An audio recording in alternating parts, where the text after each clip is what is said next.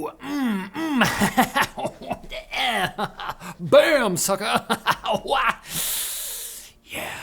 AMD has finally properly unveiled their new Radeon RX 9070 and 9070 XT graphics cards. And honestly, I'm glad they waited this long. The vibes were off at CES, and going through NVIDIA's dumpster fire of an RTX 50 series launch in the meantime really makes you appreciate this launch more. Because the RX 9070 will start at $550 US, with the 9070 XT starting at $600. Although it's pretty apparent that even after a 2-month delay, AMD was still unsure about the final prices. Their presentation stream has obvious audio replacements anytime they mention it. By RDNA 4 is able to deliver fantastic performance for $150 less. But that price means that despite the 9070 XT performing about 2% worse than the RTX 5070 Ti, with Team Red's card you get 23% more performance per dollar. And there are overclocked versions that perform much better, which will be available for way more than $600. But listen, these aren't like NVIDIA's Melty GPUs, okay? They'll all use standard 8-pin power connectors, although the Sapphire 9070 XT Nitro Plus has a 12-volt 2x6 plug in the back, okay? That one gets its freak on a little bit, okay? But the rest are normal. According to AMD's benchmarks and slides and whatnot, their new FSR 4 upscaling tech is way better and will work with more than 30 games at launch, although it is exclusive to the new RDNA 4 based 90 series cards. Boo. But there's lots to be excited about here. Better encoding, better ray tracing, better AI capabilities, and both cards come with a healthy 16 gigabytes of VRAM. Check out the LTT video, I guess, for a more thorough breakdown, and sit tight for proper reviews before the 90 series actually launches next Thursday, March 6th. And also maybe sit tight for an RX 9060, because as spotted by Video Cards with a Z, AMD reps said during their Chinese launch event, that card will be coming in Q2, and I had Dennis confirm it. Do I trust him? Also, there might be a higher end XTX model. We're getting carried away here, okay? Let's calm down.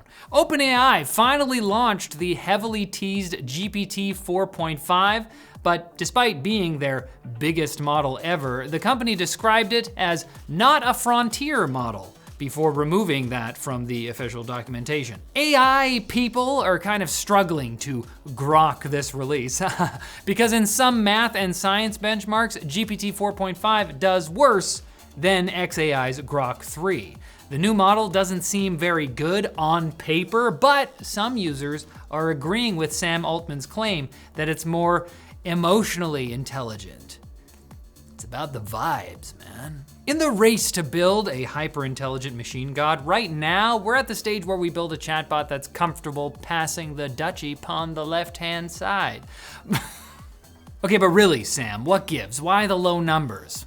His answer, straight up, we're out of GPUs. We don't know where they went. And other AI companies are giving excuses too. In a memo to employees, Google co-founder Sergey Brin wrote that we could totally have artificial general intelligence, or AGI, if you guys just worked 60 hours a week.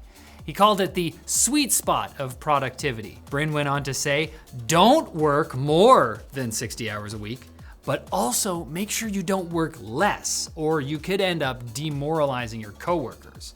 And then we definitely won't make it to AGI, a term that Google DeepMind boss Demis Hassabis just admitted is becoming kind of a meaningless term while still somehow remaining very important. I don't know, there's just a vibe about it. Mozilla has once again changed language in their terms of service that really makes it sound like the company owns and will sell the personal data of Firefox users. But why would anyone think that when all they did was delete an explicit promise to never sell users' personal data? You know what, I see it now. This isn't the first time that language in Mozilla's documentation has caused concern, but as in previous instances, it seems like Mozilla might just be really bad at doing words good.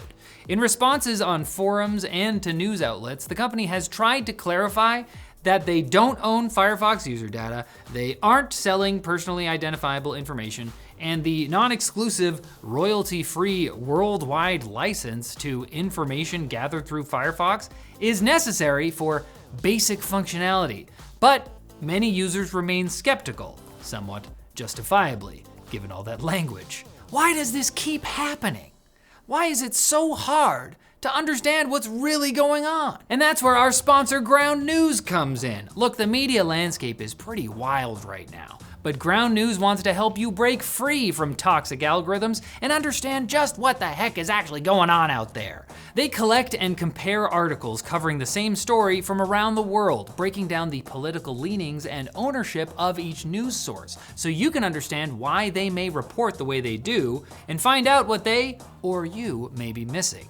Take the recent story about the UK basically forcing Apple to drop their best encryption feature. Normally, right-leaning sources only account for about 15% of tech news coverage, but for this story, that jumped up to 40%, which makes sense when you look at the bias comparison and see that the left and right broadly agree that this isn't great for user privacy and safety.